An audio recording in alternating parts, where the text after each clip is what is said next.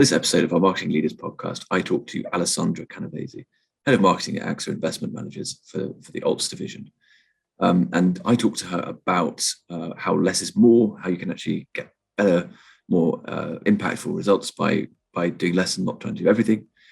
I talked to her about leadership communications, how to build better visibility and more sort of genuine, authentic thought leadership for our leadership teams. We talk about ESG, how to avoid greenwashing, and how to market your propositions in a way that's both authentic but also compelling. We talk about what high impact campaigns actually look like. So what does that mean? How do you think about tracking that, measuring it, benchmarking it, etc. And then we talk about how you can stand out in the new hybrid environment. And Alessandra has some quite useful insights around that last point based on some of the work she's been doing in the sort of hybrid environment recently. So that's all really great stuff.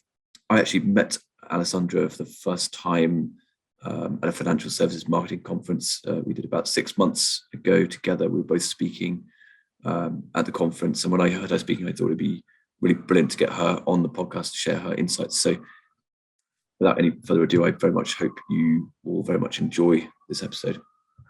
Alessandra, thank you very much for joining us today. It's a very great pleasure to have you on.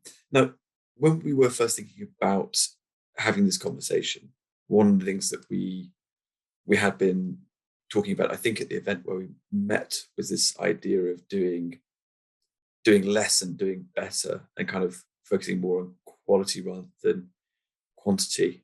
And I thought it'd be interesting just to kick off the conversation by getting your thoughts around what that means to you and the way you think about delivering really high impact campaigns. And thank you, Josh, for inviting me. It's a real pleasure to be here.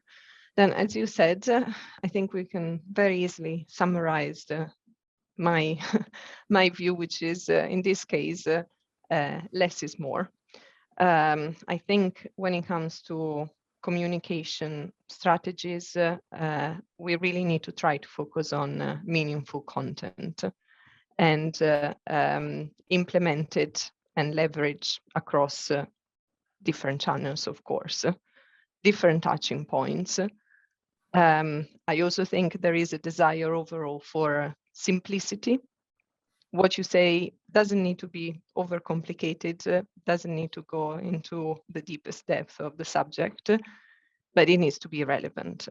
So my focus, I would say, it's on meaningful content delivered in a creative or the best possible creative way you can afford, and leverage it across the channels that are relevant for you.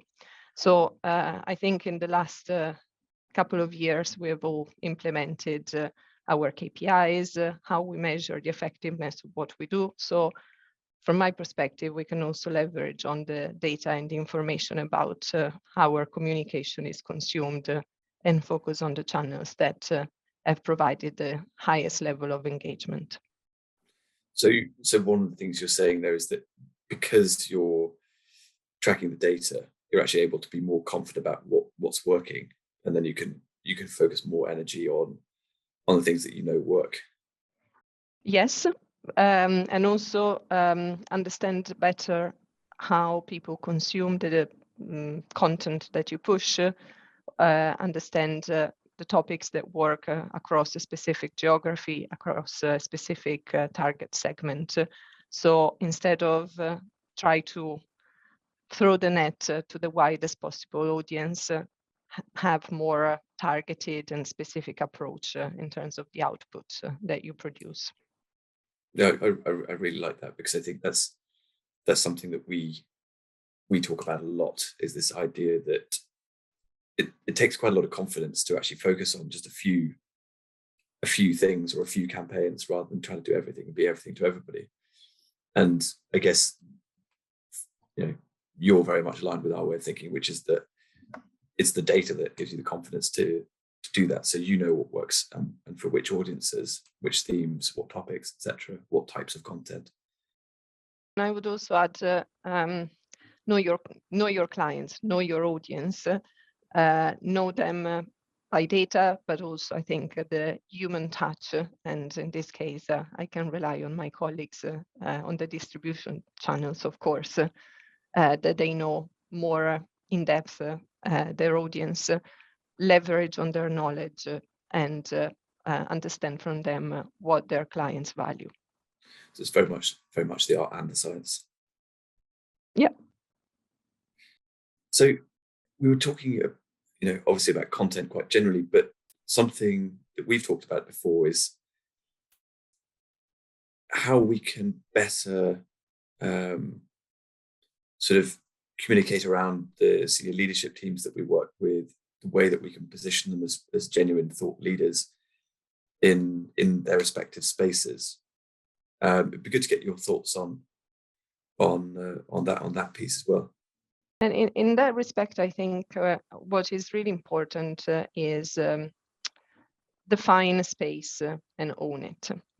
I think authenticity now is really, really meaningful. And when it comes also to leverage thought leadership and working with our thought leaders, is leverage on their expertise and leverage on topics and subjects they are truly committed, knowledgeable, and passionate about.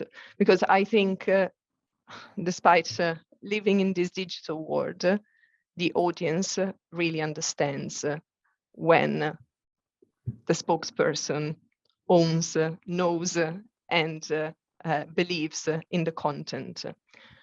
I don't think there is any point pushing, I give you an example, a piece of research or a piece of thought leadership through a business leader who has no interest in it, or providing some ghost writing opportunities. Yep.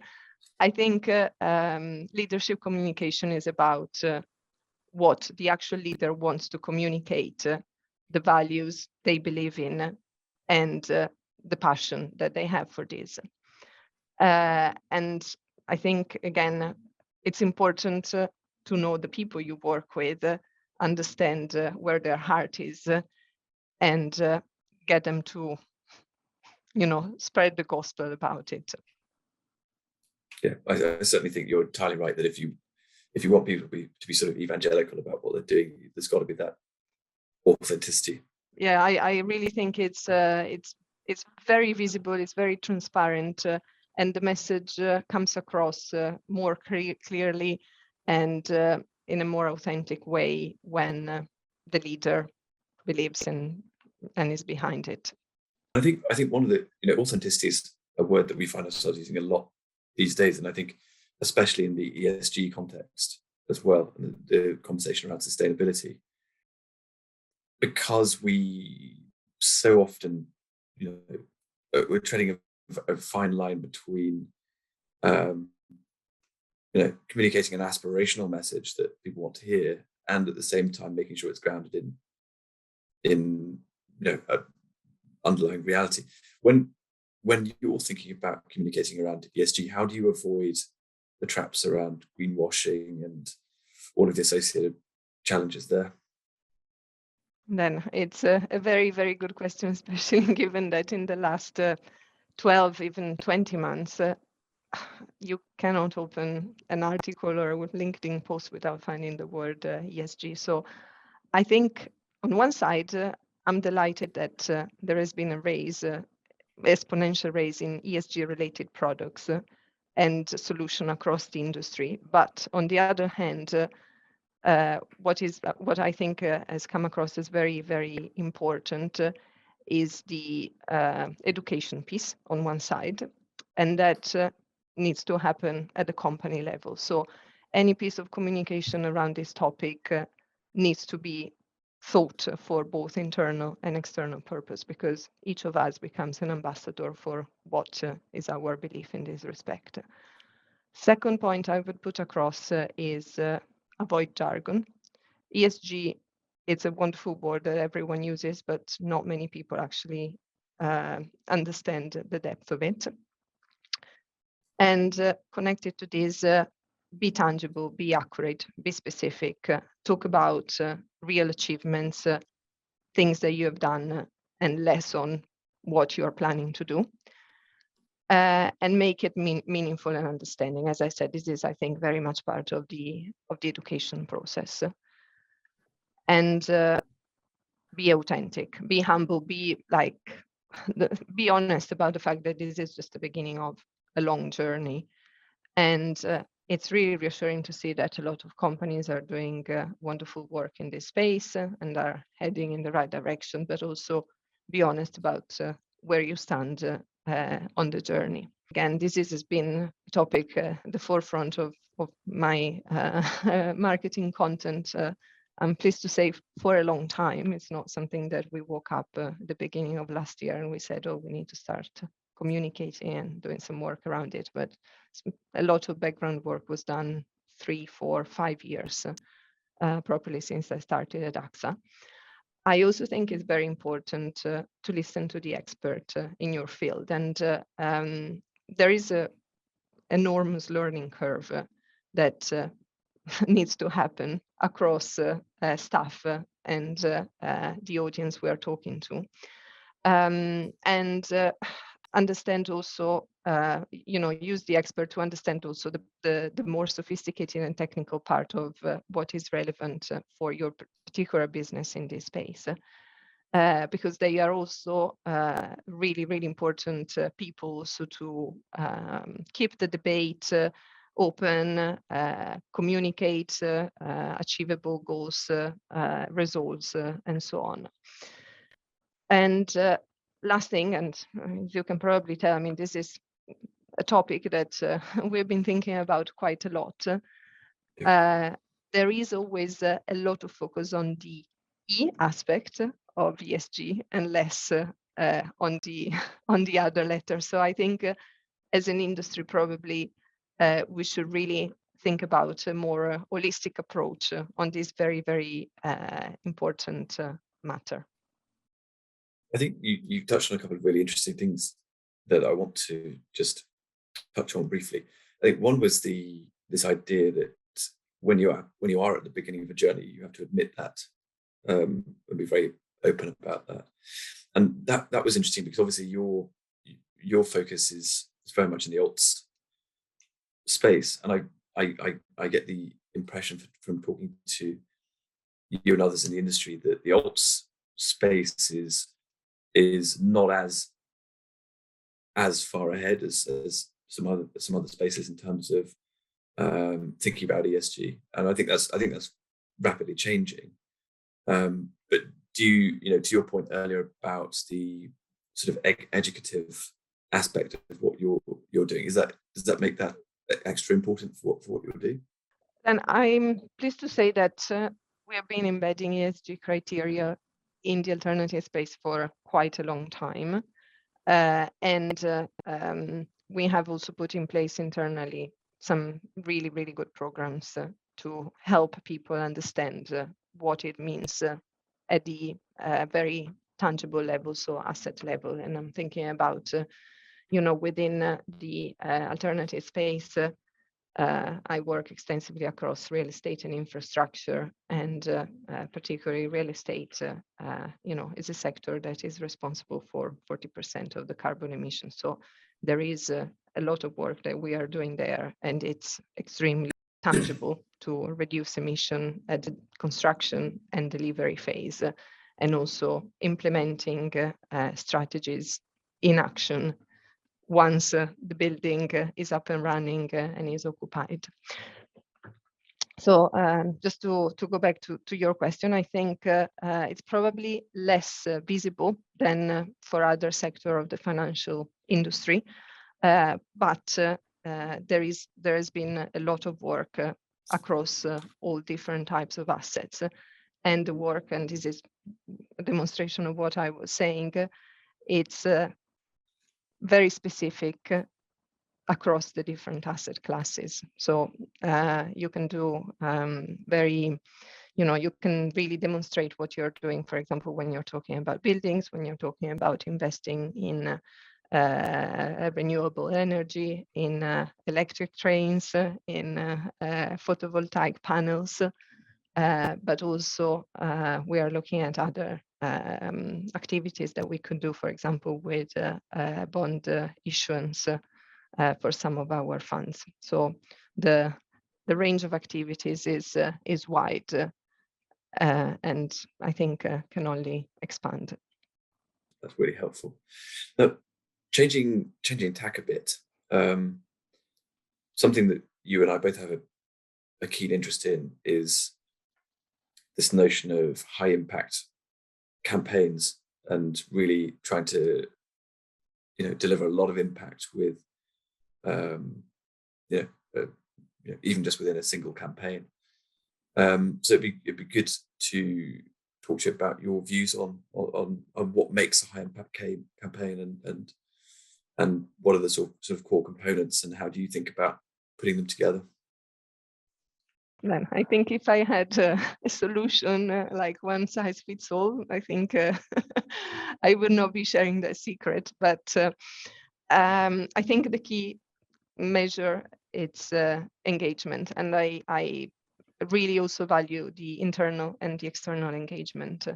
And I give you a very practical example. I think the internal engagement is extremely useful and relevant because, as I mentioned before, every single person working for a company is, by extension, a spokesperson for that company when they speak about their job to their families, to what they share on their social media, to when they, describe their day-to-day life. So I think engagement, both internally and externally, is what brings new opportunities and really gives extra legs to the core activities that we are doing. Might it be a press release, could be something that brings additional leads generation.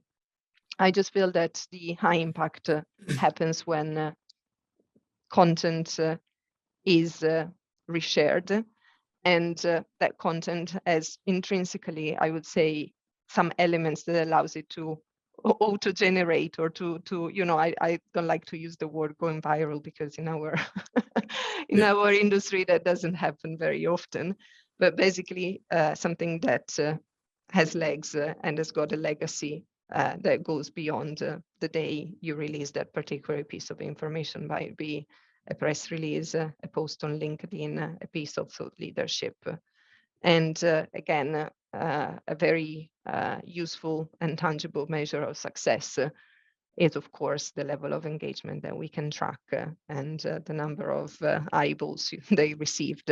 But also is actually when you meet people in real life and they tell you, oh, I read that great piece, or I saw you're doing this great deal. That is what really gives you measure of the fact that something had a high impact. And of course, leads generation, client conversation, etc., are all very, very important part of this. So I think looking in an holistic way, it's also what makes it high impact. Yeah, I like that. I like that point you've just made about the, I don't know if the word is viral, but maybe shareability of the sort of core idea or the core piece of content that you're putting out there. And I think it's quite interesting when you think about, there's some things that you see being reshared and reshared and reshared, and it tends to be because there was a particular need or interest in, that particular statistic that came out of that, or there's something that's kind of useful to people. And I think that utility point is maybe something we could, as an industry, focus on more when we're thinking about content, like what would actually be new or useful or interesting to the audiences that we're looking to get in front of. Because I think that's where to your point, you tend to see really quite good engagement. No, absolutely. For sure. I completely agree. So last question really is, obviously it looks like hybrids here to stay in some shape or form, probably a hybrid form. I think the last 18 months, 2 years has been pretty intriguing, very interesting as marketers having to wrestle with virtual modes of doing things. But I'd be curious to see whether there were any lessons you learned from going virtual last year that maybe you'll keep doing in a sort of hybrid / new normal kind of environment? And I think it's important to acknowledge that I think we have done incredibly well out of the challenge we all had to face last year, and also acknowledge that it wasn't easy to move onto an online world, and we all, as marketeers, appreciate how doing things virtually takes as long and as much effort as doing them in a in a physical space. I think what is the key thing that I would take as a learning from them, from what we saw. It's again what I said at the beginning, the focus on specific segments, specific topics that you own and where you truly have an expertise. There is no point pushing as much content or launching as many activities that you can possibly manage. You need to really focus on a space, own it, and push the best possible spokesperson and the best possible content you can deliver. I think overall, as a general reflection, we are heading towards a world where being a specialist is very important, and we want to hear from the best people in the market. We want to hear from the one who have the holistic view, but also know the subject matter very, very well. So I think people are more discerning. People are more selective about what they read, consume, listen, etc. So it's important to carve out an expertise, own it, and focus on that, and not try to be everything for everyone. I think it makes a lot of sense. Something we've discussed before, and I remember you telling me about it, and I thought this was brilliant. It'd be worth just touching on was the way that you guys responded to the sort of lockdown situation last year, with some of the virtual work you're doing to show people, the sort of interiors and things of real. Oh yes, yeah, no, absolutely.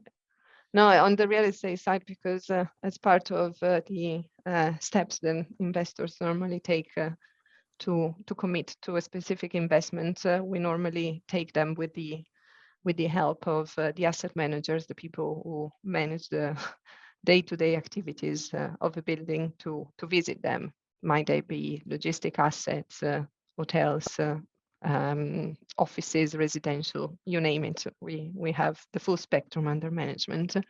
So in order to fill that gap, and you can imagine when you invest in tangible assets, it's very important to actually see them. And there was not a possibility, of course, especially because we work with investors that might be based in Korea, Canada, or the Netherlands, and the asset might be in Paris, in London, in Frankfurt. So we launched basically the equivalent of what you see a lot on the residential space, of offering virtual tour of an apartment you might be buying or renting. And we did the same for a large selection of our assets across our main portfolios, to give them the opportunity to visit them virtually, again, being guided by one of our experts, the people who manage that particular building, and give them a better sense of what the investment they are about to make represents. And these two, basically, the way we conceived it is that the first tour is guided, as if you were going to essentially a gallery. And after you had the first guided tour, the login details are provided to you. And you can revisit and redo the walk at your own leisure to, indulge on some specific features or just have another look. It's a really elegant idea. I really like it. Is that something out of interest that you'll keep doing, or do you think as we go back to normal, it'll just not be necessary? No, we will keep on doing it.